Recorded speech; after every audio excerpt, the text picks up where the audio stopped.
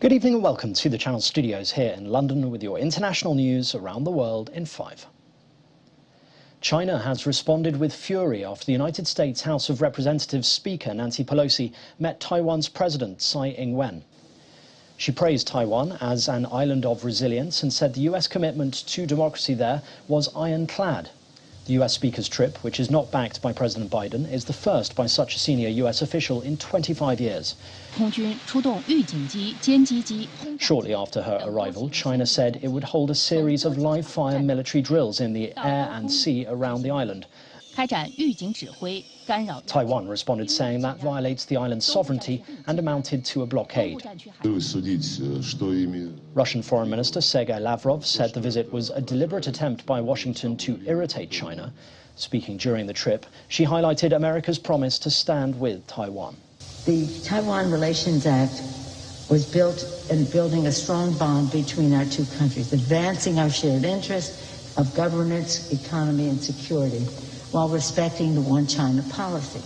Our solidarity with you is more important than ever as you defend Taiwan and your freedom. While China has stood in the way of Taiwan participating and going to certain meetings, that they understand that they will not stand in the way of people coming to Taiwan. The US has urged its citizens to be vigilant against possible anti-American violence abroad following the killing of al-Qaeda leader Ayman al-Zawahiri. His death could prompt al-Qaeda supporters or other linked terror groups to target US facilities and personnel. That's according to the State Department. Zawahiri was killed by a US drone attack in the Afghan capital Kabul on Sunday. He had helped mastermind the 9/11 attacks on the US, in which nearly 3,000 people lost their lives. Inspections have been completed on board the first grain ship to leave Ukraine since war with Russia began in February. Carrying 26,000 tons of corn, the Razoni was inspected by officials from Russia, Ukraine, Turkey and the United Nations. It is unclear how quickly the ship will be able to sail onwards to Lebanon, its final destination.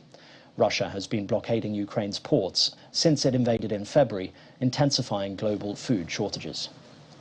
The US Embassy in Kenya has warned American citizens against travel to the lakeside city of Kisumu ahead of next week's general election. The embassy says election-related demonstrations may occur in the western city and in some instances may turn violent.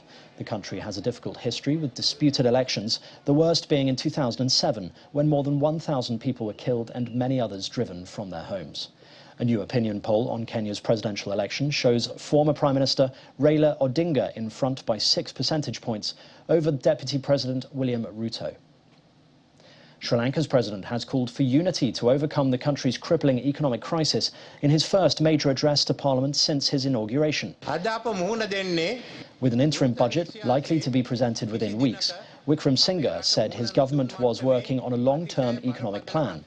The island nation of 22 million people is facing its worst financial crisis since independence from Britain in 1948, with its foreign exchange reserves at record lows and the economy battered by COVID-19 and a steep fall in government revenue.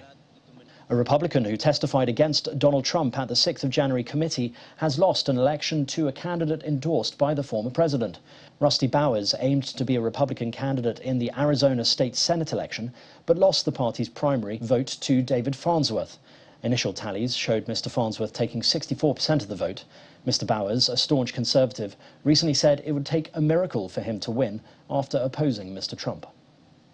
And finally, the first Mexican woman to travel to space has received the keys to Mexico City. Katia Echezarreta was part of Jeff Bezos's space tourism venture.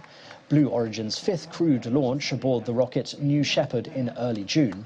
She also became the youngest American to visit space at the age of 26. Yo siento que me ha cambiado por completo. After receiving the keys to the city from the mayor, Echezarreta gave a speech where she stressed it was important for her to become a role model for girls in Mexico. And that's your international news around the world in 5. Now back to the Channel Studios in Lagos.